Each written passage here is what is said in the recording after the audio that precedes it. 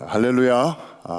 세월이 너무 빠르게 흘러서 어느새 이제 여름 영적 작전 D-Day가 성큼 한 주 앞으로 다가왔습니다. 현지 준비도 아주 잘 되고 있고요. 이번에는 세 경기장이 아니고 모처럼 두 경기를 우리가 이제 하게 되는데, 아주 작년, 재작년에는 조금 좀 어려움이 있었어요. 워낙 세계적인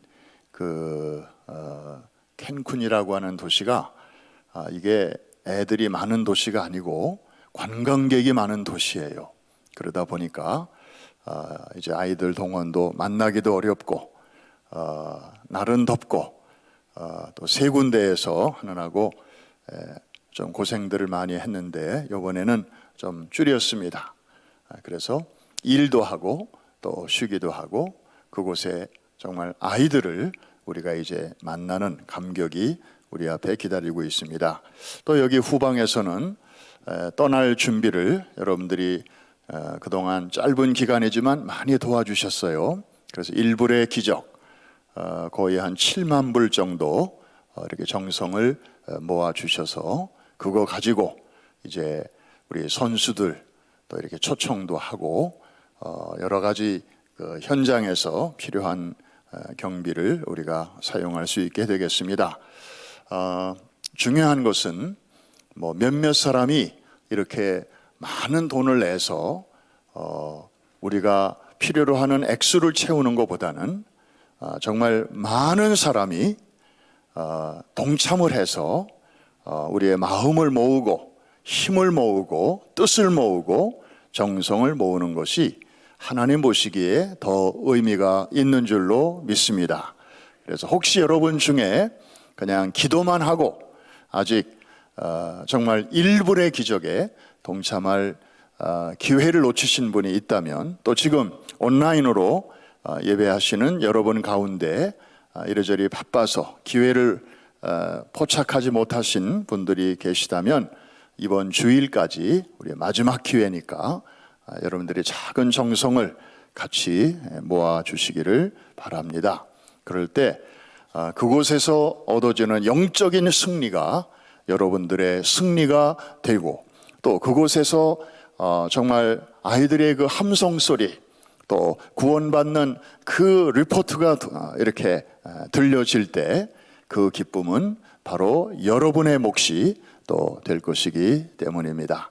한 분도 나고자나 열애자가 없이 여러분들이 다 같이 참여해 주실 수 있기를 바라고, 무엇보다도 든든하고 감사한 것은 이렇게 금요일 날 또 새벽에 많은 분들이 꾸준하게 모여서 이제 우리 앞에 있을 영적 작전을 위해서 기도하는 이 기도의 특수부대원들이 이렇게 오늘도 많이 나와서 그 핵 연료를 이렇게 준비해 주시는 모습이 너무 든든하고 좋습니다.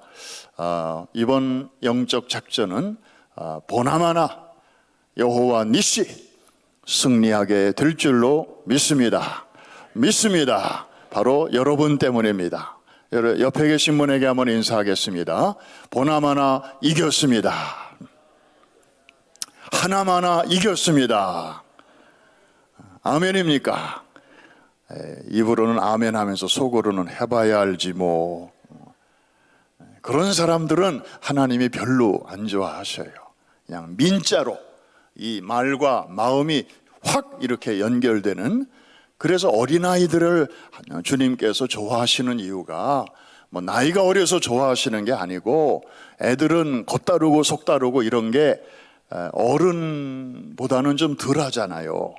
하나님은 바로 그런 심령을 좋아하시고 원하신다는 것입니다. 자, 오늘은 뭐 금요일 날은 여러분들이 찬양하고 또 마음껏 기도하러 오셨으니까 오늘도 말씀을 제가 좀 줄여서 전하고 같이 기도하는 시간을 갖겠습니다. 여러분 뉴스 들으시나요? 뉴스 듣고 사세요? 그러면 요즘 지난 일주일 동안, 뭐 한 달 말고 지난 일주일 동안 한국 뉴스, 미국 뉴스, 세계 뉴스를 통틀어 헤드라인을 장식한 주제가 있다면 뭘까요? 이것저것 들어서 잘 모르나요? 요새는 뭐 짤이라고 그래서 이렇게 뉴스를 끝까지 이렇게 잘 안 듣고 그냥 대충 헤드라인만 이렇게 보고 그 다음에 자기가 보고 싶은 거로 넘어가는 경우도 많은데 모르겠습니다. 제가 나름대로 느끼는 그 느낌으로는 단연 러시아에서 일어난 무슨 뉴스일까요? 용병들의 반란. 그렇죠? 예, 그 뉴스가 계속 나오더라고요. 그래서 뭐 크레물린 궁을 향하여 원래는 사실 이 용병들이 우크라이나를 상대로 러시아가 고용한 군인들이었는데 어찌어찌 하다가 얘네들이 헷가닥 해가지고 이제 그 총구를 푸틴에게로 돌리고 그래서 크레물린을 향하여 200km 지점까지 전진했다. 그러다가 이제 중간에 스탑이 됐습니다마는 그 용병들의 반란 소식이 있었습니다. 그 용병의 이름이 뭔가요? 바그너. 역시 여러분들 뉴스 보고 계시는구나. 살아있구나. 네. 이 바그너 용병입니다. 이 미국 정보 당국은 다 파악하고 있잖아요. 거기서 파악한 거에 의하면 이 우크라이나전에 투입된 이 러시아 용병의 숫자가 한 5만 명쯤 되는데 그 중에 대다수인 4만 명이 어디서 모집을 했는가? 뭐 미국은 벌써 그거 정보까지 다 파악을 하고 있더라고. 이게 재소자들, 감옥에 있는 그 재소자들을 이제 용병으로 모집을 했다는 것입니다. 그래서 이들을 모집하는 방법을 보니까 전국의 교도소를 돌면서 이제 모집을 하는데 러시아의 일반 군인보다 봉급을 2배나 주겠다. 그리고 6개월 복무하면 지금 내가 너를 이 감옥에 집어넣은 그 죄로부터 사면해 주겠다. 뭐 이런 조건으로 이제 모집을 한 군인이라는 것입니다. 근데 여러분, 이런 거는 러시아 정부와 결탁 없이는 도무지 일어날 수 없는 일이죠. 그래서 이 용병의 우두머리가 푸틴하고 아주 가까운 사람이다. 이제 전 세계 사람들이 알게 되었습니다. 그런데 이 용병의 이름이 참 이상해요. 바그너 이제 용병이잖아요. 여러분, 러시아 사람들로 구성된 용병인데 바그너는 음악가예요. 리하르트 바그너. 이게 독일 낭만파 음악가, 작곡가의 이름이잖아요. 결혼식 할 때 딴딴따단 이걸 작곡한 사람이라고요. 아니 러시아 용병인데 왜 이름이 독일 사람의 이름이 붙게 되었나? 이 바그너 용병의 실소유주, 푸틴의 요리사 출신의 예브게니 프리고진이라는 사람이죠. 그런데 이 사람이 지독한 히틀러 신봉주의자예요. 히틀러 신봉주의자. 그런데 히틀러는 또 이 독일의 낭만파 음악가 이 리차르트 바그너의 광팬이라. 히틀러가 바그너의 음악을 그렇게 좋아했어요. 근데 왜 히틀러가 바그너를 그렇게 좋아했는가 하면 공통점이 있는데 둘 다 물론 시대는 달랐지만 한 3, 40년 시차가 있지만 둘 다 지독한 엔티세미티즘, 우리말로 하면은 반유대주의자였어요. 유대인들을 지독히 싫어했어요. 그래서 히틀러는 바그너의 음악을 이렇게 평했습니다. 바그너의 음악을 들으면 인간의 감정을 뒤흔들 뿐 아니라 그 다음에 독일인의 위대한 정신을 잘 드러내어서 게르만 민족을 단결시키는 그 단결을 가져오는데 그의 음악이 큰 도움이 된다. 그래가지고 그 음악을 그렇게 좋아했어요. 그래서 600만 유대인들을 그 가스실에 집어넣을 때도 독일 군인들이 틀어준 음악이 바로 바그너의 음악을 틀어줬어요. 유대인을 죽일 때에도 이 음악 들으면서 꺼져라. 그리고 히틀러가 1945년 4월에 자기 아내 에마 브라운과 함께 베를린 근처의 그 총독 관저에서 이제 자살을 하죠. 아내는 청산가리를 먹여서 그다음에 자기는 권총으로 자살을 하고 그다음에 이제 장례식을 치를 때에도 그의 유언을 따라 이 바그너의 음악이 울려 퍼졌습니다. 그래서 그런지 이스라엘에서는요 지금까지도 금지된 연주가 금지된 음악이 있습니다. 누구의 음악일까요? 바로 바그너의 음악이에요.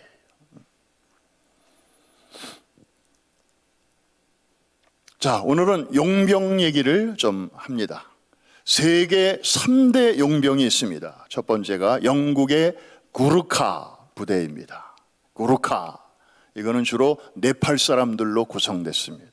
히말라야 산자락 밑에 구르카라고 하는 동네가 있는데 주로 그 동네에서 용병들을 뽑아왔기 때문입니다. 세계 최강의 Born to Kill 전사로 알려졌습니다. 여러분, 몇 년 전에 싱가포르에서 트럼프 대통령과 김정은이가 만나서 회담을 했던 적이 있죠. 그때 싱가포르 정부에서 그 회담장 경호를 누구한테 맡겼는가 하면은 바로 영국의 거카 부대한테 맡겼어요. 그만큼 용맹하고 아주 철저하기 때문이에요. 두 번째가 프랑스의 웨인 부대. 백인, 흑인, 아시아인들로 구성이 됐고요. 특별히 베트남 전쟁 때 활약상으로 유명해졌죠. 그리고 마지막으로 세 번째 세계적인 용병이 스위스의 용병입니다. 제가 알기로는 세계적으로 가장 잘 알려진 그리고 역사가 깊은 그런 용병입니다. 오늘 저녁에 저는 이 스위스 용병에 대해서 여러분과 함께 나누면서 거기서 어떤 영적인 그 영감과 또 기도의 제목을 얻기를 원합니다. 여러분, 왜 스위스가 이렇게 용병으로 유명하게 되었는가? 그 항상 배경이라는 게 있지 않겠습니까? 여러분, 지금은 스위스가 굉장히 잘 사는 나라지만 얼마 전까지만 해도 유럽에서 가장 가난한 나라 중에 하나였어요. 왜? 자원이 부족하고 영토가 작고 그나마 그 영토 중에 80% 이상이 이 산악지역이라, 소위 알프스. 그러니까 아주 빈곤한 나라 중에 하나였어요. 그러다 보니까 가족의 생존을 위해서 남자들이 먹고 살 길이 막막하니까 주변 나라에 용병으로 나가는 일이 많았습니다. 그래서 월급을 받으면 그것을 이제 가족에게로 보냈죠. 그러면서 은행 사업이 발달한 거예요. 스위스 은행, 비밀 구좌, 오늘까지도 그게 유명하게 된 배경이 바로 거기서 나온 것입니다. 그런데 거기 산악지대라고 그랬죠. 그래서 이 스위스 사람들은 어려서부터 그런 아주 고산지대를 오르내리다 보니까 심폐 기능이 우리 같은 사람보다 훨씬 강한 거죠. 폐가 더 크고요. 그래서 지구력이 남달라요.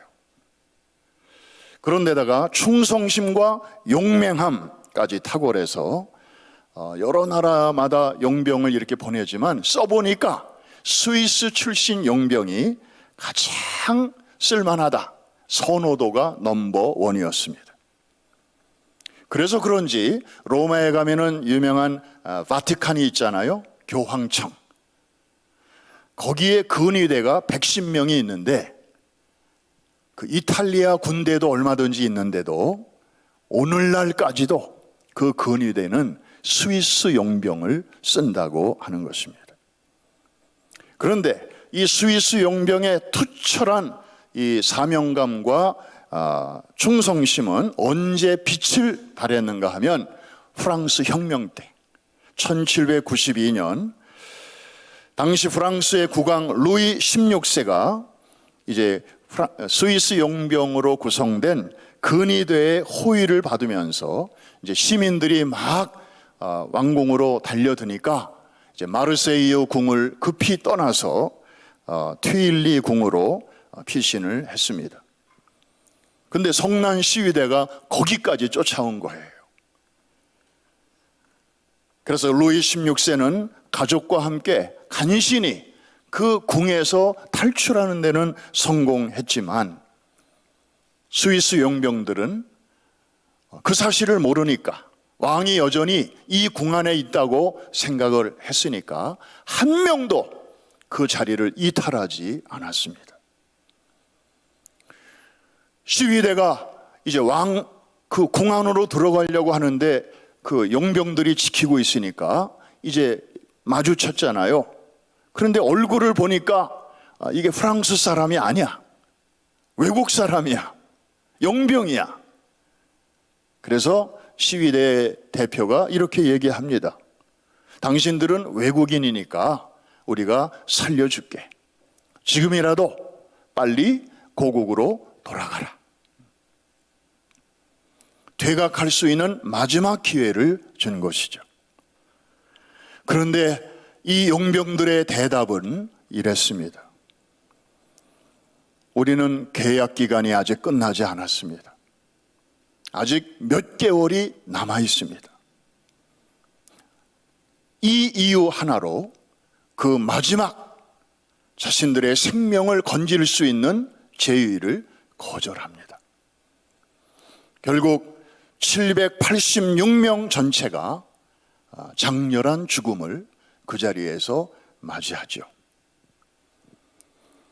그런데 그때 당시 전사한 한 용병의 그 군복 주머니에서 가족에게 보내려고 쓴 편지가 아직 미처 보내지 못한 편지가 나중에 발견되었는데 거기에는 이런 내용이 적혀 있었습니다. 가족에게 쓴 편지입니다. 우리가 여기서 철수하면 프랑스 왕조는 다시는 스위스 사람들을 용병으로 채용하지 않을 것이고, 우리가 여기서 신용을 잃어버리면 우리의 후손들은 영원히 용병을 할 수 없을 것이기 때문에 우리는 죽을 때까지 계약을 지키기로 하였다.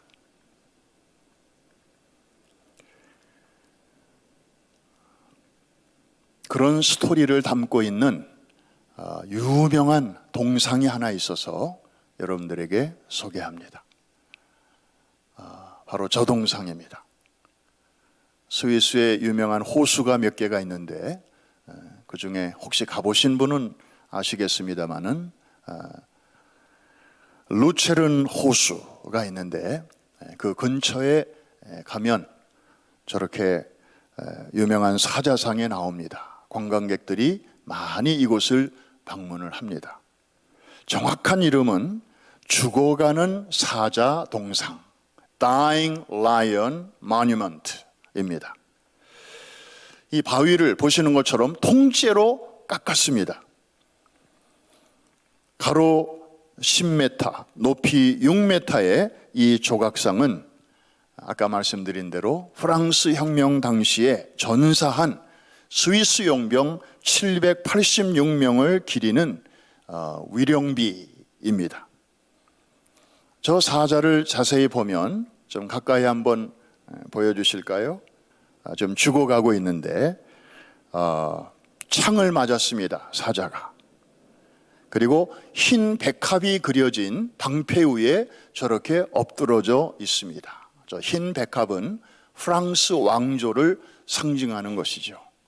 그 왕조를 지키라는 명령을 받았기 때문에, 그 조건으로 계약을 맺었기 때문에 죽어가면서도 이제 그 위에 엎드러져 있는, 그래서 죽어가는 사자의 모습이죠.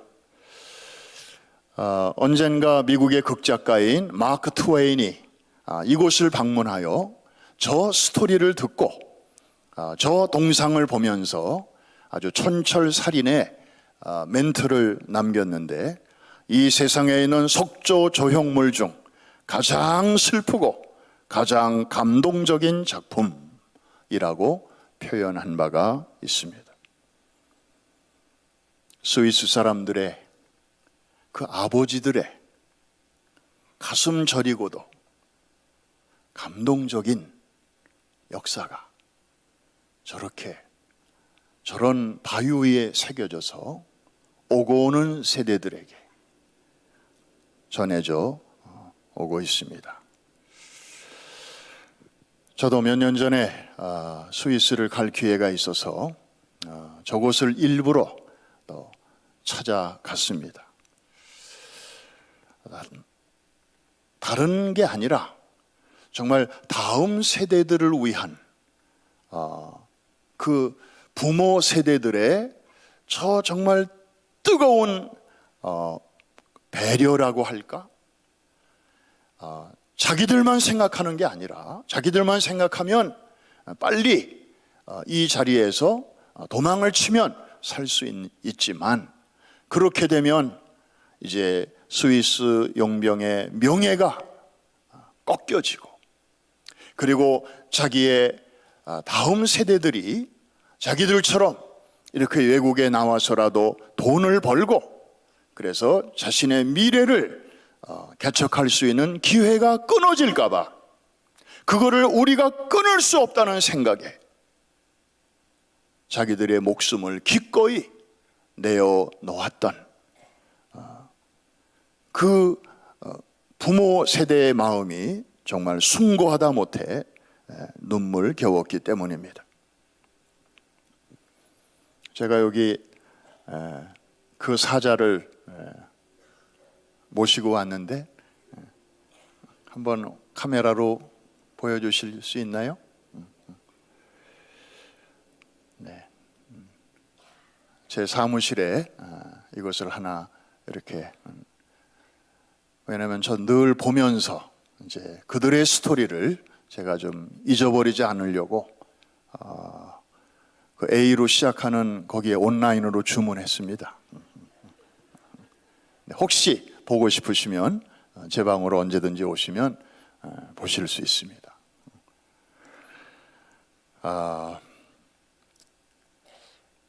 그러면서 저는 스위스 사람들의 그 스토리를 들으면서 어쩔 수 없이 한국인이고 또 미국에 사는 사람이기 때문에 두고 온 조국의 현실을 생각하지 않을 수가 없었습니다.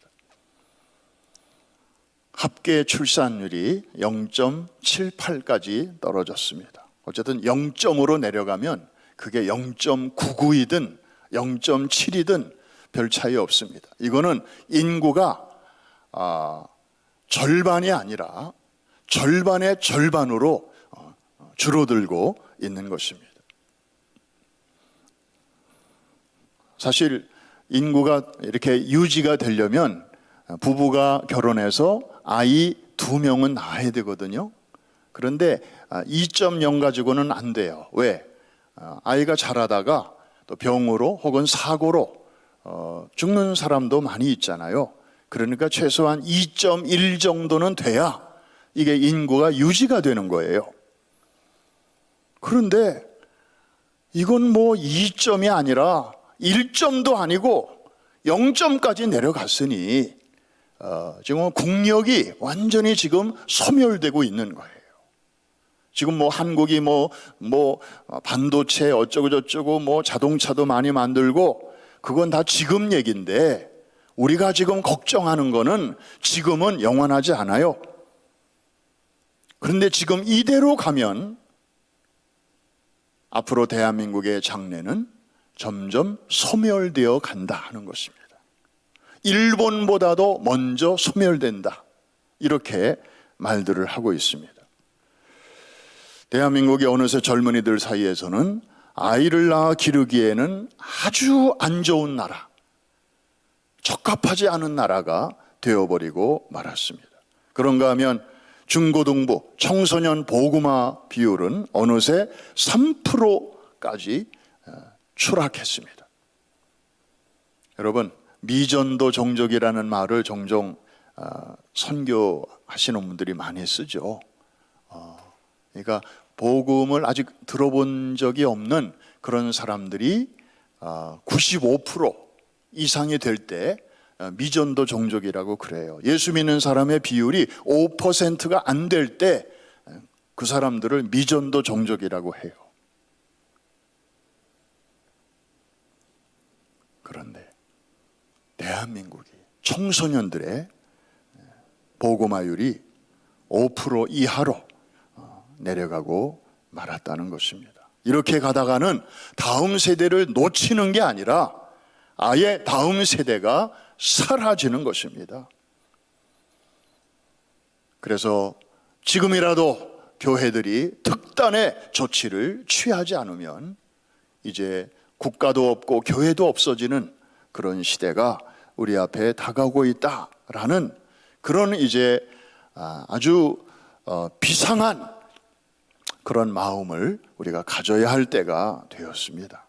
여러분, 대한민국을 위해서 기도하실 때 뭐 이렇게 삐까번쩍하고 뭐 K-팝 또 뭐 어쩌고저쩌고 그런 잘 되는 것만 생각하면 그거는 국가의 반쪽만 보는 것입니다. 지금 보이지 않는 곳에서 심각한 그런 일들이 진행되고 있기 때문에 우리의 기도가 필요한 것입니다. 이민교회는 어떻습니까? 물론 대한민국보다는 조금은 낫습니다. 아이들을 그런 대로 그저 힘껏 낳습니다. 왜? 여기가 미국이기 때문에. 그리고 아이들의 천국, 노인의 천국, 장애인들의 천국이기 때문에. 뭐 최근에 이제 미국에서 아이를 낳아도 시민권을 안 준다. 뭐 이런 움직임이 지금 법제화 되고 있는데 참 미국도 이제는 옛날 미국이 아닙니다. 그런데 그래도 미국은 이민자의 나라고 기회의 나라고 그래서 지금도 많은 젊은 이들이 결혼을 하고 그리고 자녀를 그런 대로 힘써 낳고 있습니다. 그런데 여기는 한국에서는 경험하지 않아도 되는 그런 또 갭이 있잖아요. 언어의 차이, 문화의 차이, 또 세대의 차이 이런 것들이 1세대와 또 그 다음 세대 간에 한국은 요만큼이라면 미국은 이만큼의 갭이 있음을 우리는 경험하고 있습니다. 그리고 이 사회와 과학과 기술이 발달하면서 그 갭은 점점 더 커지고 있습니다. 서로 말이 잘 안 통합니다. 벽을 향해서 말하는 느낌이라고 합니다. 그런데 여러분, 하나님은 이런 모든 시대의 변화를 지금 다 내려다보고 계시지 않습니까? 우리는 하나님의 그 음성에 귀를 기울여야 합니다. 뭐 시대가 어떻게 바뀌냐, 또 뭐 그러려면은 우리가 뭘 준비해야 되느냐, 뭐 아이들이 앞으로 어떤 짭이 없어지고 어떤 짭이 새로 생기느냐, 뭐 이런 것에 발빠르게 적응하고 학원에 등록하고 준비시키고 뭐 이런 것도 물론 중요하지만 하나님의 관심, 하나님의 소원, 그것이 무엇일까를 우리는 놓치면 안 됩니다. 지난 주일날 말씀드린 대로 하나님의 마음은 이런 표현에 잘 나타나 있습니다. 나는 아브라함의 하나님이요 이삭의 하나님이요 야곱의 하나님이라. 하나님은 어느 특정 시대의 특정 세대의 하나님이 아니시라는 거죠. 우리 1세들이 뜨겁게 미국에 와서 신앙생활하지만 1세만의 하나님이 아니시라는 겁니다. 그 다음 세대의 하나님도 되시고 그 다음 세대의 하나님도 되신다, 이런 뜻입니다. 그런데 거기까지만이 아니고 오고 오는 모든 세대의 하나님 되시기를 기뻐하신다. 아멘입니까? 그래서 God is God of all generation. 이런 하나님의 소원이 여기에 들어있는 거죠. 그래서 하나님은 오늘도 애타게 사람들을 찾고 계십니다. 어떤 사람이요? 이렇게 여기저기 산재해 있는 갭, 그 사이로 들어가서 그 사이에 서서 다리가 되어줄 사람, 그 갈라진 틈을 이어줄 사람. 그래서 한 세대의 하나님으로 끝날 뻔했지만 그 다음 세대의 하나님이 가능해지고, 그리고 그 다음 세대의 하나님도 가능해지도록 중간에서 섬기고 애쓰고, 그리고 거기에 있어줄 사람. 에스겔서 22장 30절이 바로 그 구절입니다. 우리 다시 한번 같이 찾아서 읽어보겠습니다. 보이시나요? 네, 시작. 이 땅을 위하여 성을 쌓으며 성 무너진 데를 막아서서 나로 하여금 멸하지 못하게 할 사람을 내가 그 가운데서 찾다가 어떻게 하였으므로? 찾지 못하였으므로. 이게 그 시대의 하나님의 슬픔이었고, 하나님의 눈물이었고, 하나님의 아픔이었습니다. I found none.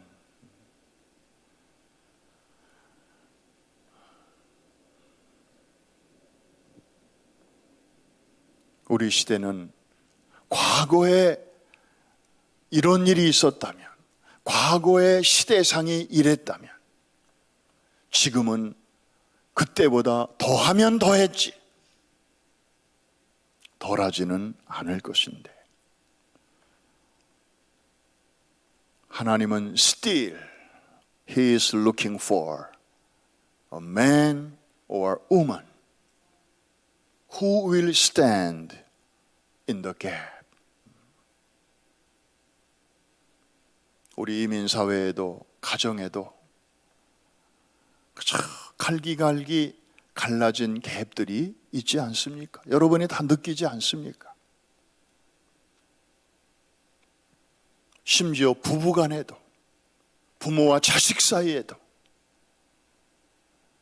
벌써 오랫동안 대화가 단절이 되어서 무슨 생각을 하고 있는지, 뭐가 필요한지 서로가 알지를 못하고 그냥 체념하고, 또 교회 잘 다니다가 장성한 다음에는 교회도 안 나가는 자녀들 안타까워하면서도 말 한마디 제대로 못하고, 아유 쟤네들이 언젠가는 돌아와야 되는데, 그저 혀만 끌끌 차고 있는, 이게 다 갭 아니고 무엇이겠습니까? 우리 교회 장로님들, 권사님들, 리더들, 그 자녀들 옛날에 다 이 교회 열심히 나왔습니다. 그 아이들 지금 어디 있는지 오늘 밤에 한번 하나님 앞에서 곰곰이, 물론 흩어진 자리에서 가까운 지역교회라도 잘 나가서 섬기면 그나마 감사한데, 이것도 아니고 저것도 아니고 교회도 안 나가고 그런 자녀들이 있다면 누가 그 사이에 가겠습니까? 가족인 여러분이 가지 않는다면 누가 여러분을 대신하여 가줄 수 있겠습니까? 어림없는 소리입니다.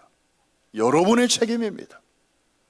여러분의 몫이고 여러분의 숙제입니다. 이 다음에 주님 앞에 설 때에 가족 중에 누구라도 빠져 있다면 거기가 진정한 천국이겠습니까? 거기서 구원하심이 보좌에 앉으신 하나님과 어린 양께 있도다 하고 웃으면서 기쁨으로 과연 찬양할 수 있겠습니까?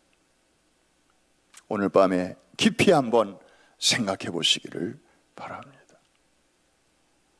하나님은 오늘도 그 한 사람을 찾고 계시는데 우리 찬양 한번 같이 한번 하면서 그 하나님의 마음을 같이 느껴볼 수 있기를 바랍니다.